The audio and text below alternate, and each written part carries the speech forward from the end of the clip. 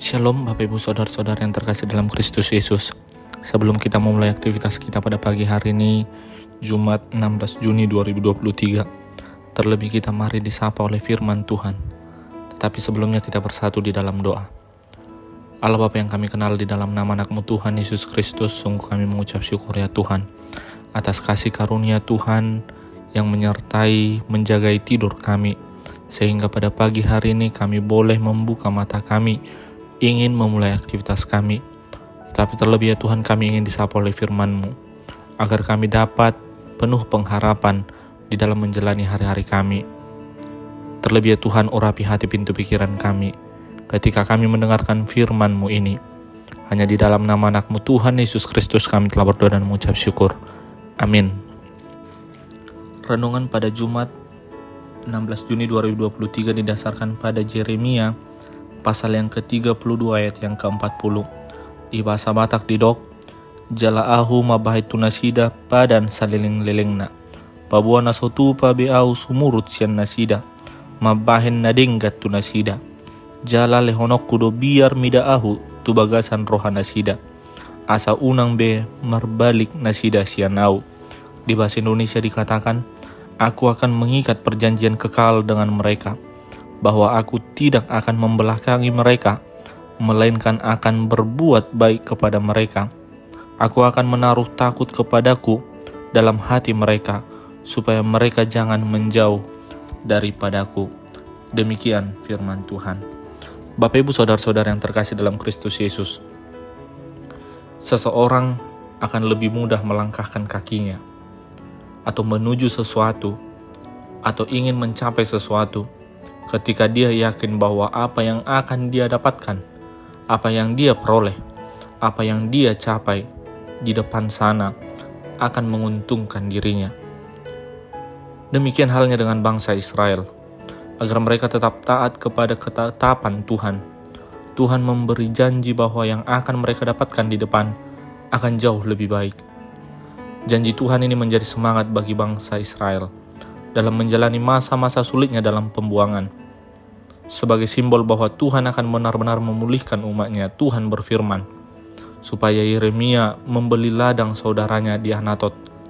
Namun pada saat itu Babel sudah mulai mengepung Yerusalem. Artinya, jika Yeremia membeli ladang itu, dan pada akhirnya nanti Babel menguasai Yerusalem, termasuk tanah yang dibeli Yeremia, bukankah ini sebuah kerugian? Namun Yeremia tetap melakukan perintah Tuhan. Dalam doanya, Yeremia mengakui bahwa tiada yang mustahil bagi Tuhan. Yeremia percaya Tuhan akan memulihkan Yehuda dan mereka akan memiliki tanah mereka kembali. Bapak Ibu Saudara-saudara yang terkasih dalam Kristus Yesus, janji kekal Allah apabila ada kesetiaan dan komitmen. Salah satu yang membuat seorang anak akan merasa aman adalah ketika ia bersama dengan orang tuanya. Demikian juga halnya yang dapat kita lihat dalam perikop ini. Ketika bangsa Israel telah melihat ketetapan atau apa yang dia capai, maka Tuhan menanamkan ketakutan. Artinya, seperti seorang anak kecil apabila tiba-tiba ada suara petir dan hujan yang sangat deras, maka spontan anak tersebut akan berlari memeluk orang tuanya.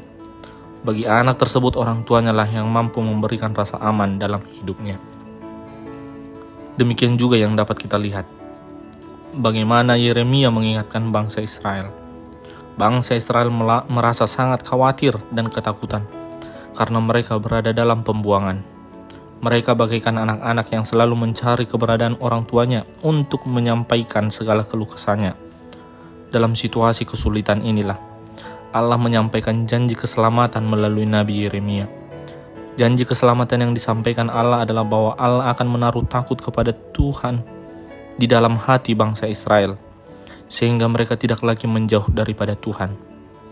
Di samping itu juga, Tuhan berjanji tidak akan membelakangi atau bahkan meninggalkan mereka.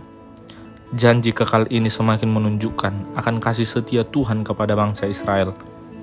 Bangsa Israel sudah sangat menderita dalam pembuangan, maka sekarang sudah tiba waktunya. Tuhan sendiri yang akan menuntun mereka kembali ke tanah leluhur mereka. Sebagaimana Tuhan memberikan anugerah dan belas kasihan kepada bangsa Israel, Tuhan juga tidak akan meninggalkan kita sebagai umatnya di zaman saat ini. Meski kita berulang kali berdosa dan mendua, melukai, menyakiti hati Tuhan, tapi Tuhan tetap memberikan anugerahnya atas hidup kita. Oleh karena itu, biarlah kita tetap bersandar, menyerahkan hidup, bahkan menerima Tuhan di dalam kehidupan kita. Seperti Nats hari ini, bagaimana Yeremia mengingatkan bangsa Israel bahwa Tuhan akan memberikan hati yang takut agar tidak jauh daripada Tuhan. Demikian kita juga, bagaimana kita menerima Tuhan yang menaruh takut kepada kita dalam hati kita, supaya kita jangan menjauh daripadanya. Bapak, Ibu, Saudara-saudara yang terkasih dalam Kristus Yesus, janji kekal Allah ini tidak hanya kepada bangsa Israel. Janji kekal ini sudah sampai kepada kita saat ini. Ia selalu berada di dalam diri kita. Roh Tuhanlah yang selalu mengarahkan kita melakukan kehendak-Nya, yang menuntun kita memperoleh hidup yang kekal. Oleh karena itu, marilah kita hidup di dalam kesetiaan Allah. Amin. Tuhan Yesus memberkati. Kita bersatu dalam doa. Terima kasih ya Tuhan buat firman-Mu pada pagi hari ini yang mengingatkan kami, seperti bangsa Israel yang Kau taruh rasa takut karena kasih cinta-Mu kepada bangsa Israel, agar mereka tidak jauh daripada-Mu karena ketakutan mereka di dalam pembuangan. Oleh karena itu juga ya Tuhan, kami juga ingin memiliki rasa takut di dalam hati kami, yang mengingatkan bahwa kami tidak mampu melakukan jikalau hanya kami sendiri. Tapi ketika kami mempercayakan kehidupan kami, aktivitas kami kepada Tuhan, maka Engkau juga lah yang akan campur tangan. Kami serahkan kehidupan aktivitas kami hari ini. Hanya di dalam nama anak-Mu Tuhan Yesus Kristus kami telah berdoa dan mengucap syukur. Amin.